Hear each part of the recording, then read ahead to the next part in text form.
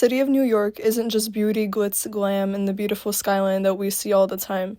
There's truly way more to the city, and not every neighborhood here gets the same kind of life or air to breathe. Some communities have been dealing with pollution, toxic waste, and environmental hazards for decades, but that's just environmental racism that many of us seem to be ignoring here.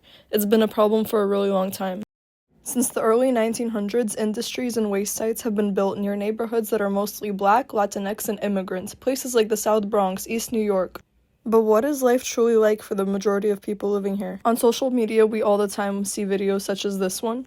All of the videos that I'll be showing, as well as this one, are all filmed in minority neighborhoods that face environmental racism issues.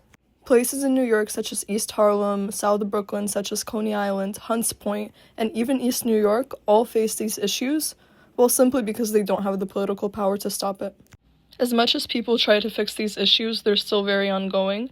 The Bronx still has some of the highest asthma rates in the country, and it's surrounded by highways, drug depots, and industrial zones. In places like Brooklyn's Gowanus Canal, years of chemical dumping turned into a toxic nightmare before people finally got action. And in the video above, you see Coney Island, which is just right next to our school, and truly how much environmental racism is being shown, comparing this beach to other beaches such as Manhattan Beach, or even Brighton.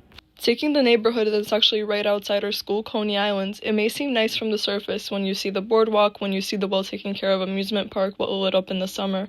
You may think that it's very nice living here, but on the surface, it's actually completely different.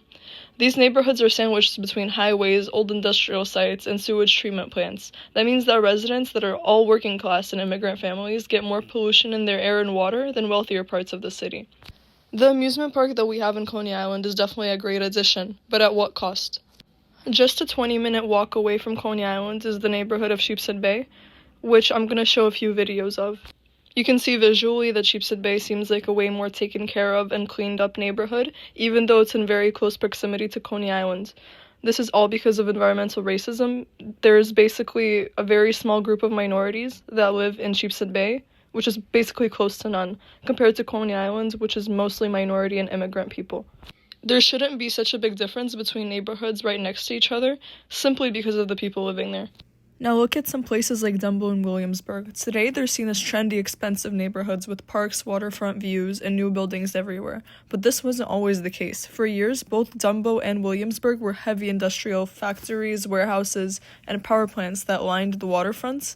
But due to people living there, there was a desire to change this. Neighborhoods should not be so different simply because of minorities' races or incomes. The image above shows the difference between the street conditions, the park maintenance, the sanitation services, building conditions, and transit infrastructure in neighborhoods simply based on race and poverty. This photo shows the heat vulnerability index in public housing in New York City, showing that minorities have a high vulnerability for heat. And this photo shows the mortality rate all across New York City neighborhoods, showing also that in minority neighborhoods it is way higher. There's a lot of things that we could do to help. We act as an organization that does promotions of cleanups for charities to be able to take care of these neighborhoods and to really get the government's attention. Cleaning up graffiti, cleaning up the pollution, all the littering that's around these neighborhoods, and stopping illegal dumping is also an issue. But people are fighting back. Groups like We Act, as I mentioned, and local Bronx health activists, environmental justice conservatories are demanding change. They're cleaning up neighborhoods, pushing for policies, and making sure the city hears them. This above I'm showing is a green housing program that has been recently put into place in all of New York City, specifically for houses that have high poverty and high environmental racism rates. The NYC plan, the Environmental Justice New York City plan, is a comprehensive strategy built on reports to tackle historically environmentally burdened neighborhoods with vulnerable poverty levels that face environmental racism. They control the environmental benefits that are distributed, have meaningful participation, and justice and climate action. If you're wondering what you can actually do about environmental racism today in New York City, you can go on the official ejnyc.gov website. You can simply fill out community questionnaires, or you can do more by getting involved by attending local environmental justice events. These meetings bring together community members, activists, and city agencies to talk about real solutions and next steps. Showing up really matters when people from affected neighborhoods speak up and put in pressure on the city and the government.